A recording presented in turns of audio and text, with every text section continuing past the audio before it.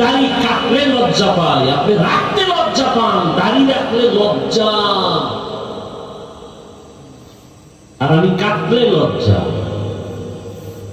আপনাকে আলাদা দাড়ির বয়ান দিতে হয়, দাড়ি রাখলে এই লাভ এই লাভ এই লাভ, বয়ান দিতে হয়। আপনি রাখতে চান না, আপনি কত বড় ভিআইপি মুসলমান।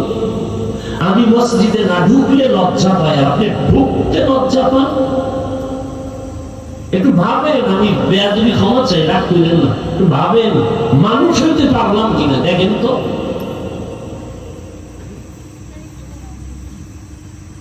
আমি পর্দা না করলে লজ্জা লাগে, আর আপনি পর্দা করলে লজ্জা লাগে।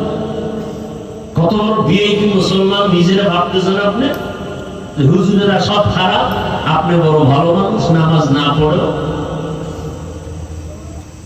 আমাকে যদি বলা হয় তারেক রহমান সাহেব টেলিফোন করে আপনাকে স্বরাষ্ট্রমন্ত্রী বানাবো, জীবনও বানাইতো না, কথার কথা। কেন? আপনি দাড়ি কাটতে হবে। আপনি বলুন তো, আমি বলবো না, আপনি বলেন ওই মন্ত্রী হওয়ার জন্য আমি দাড়ি কাটবো? আপনি সাক্ষী দেন। আপনি মুসলমান, আপনি দাড়ি কাটেন কেন?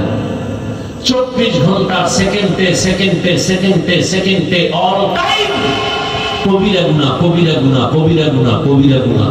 একটা মোনাজাত কবুল হবে না তওবা না করা পর্যন্ত। লিখে রাখেন কথাগুলো, একটা মোনাজাত কখনো কবুল হবে না যতদিন পর্যন্ত তওবা না করবে।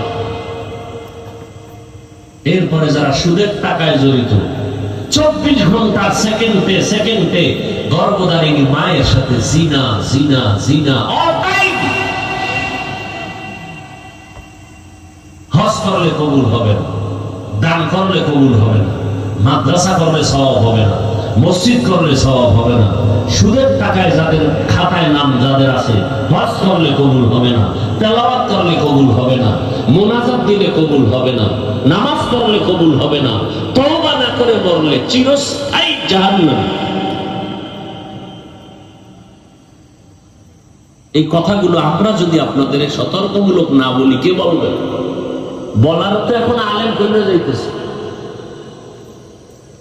আপনি অন্যায় করেন তাতে কোনো দুঃখ নাই, আমি বইলে একটু সতর্ক করি, এই জন্য আমার দোষ।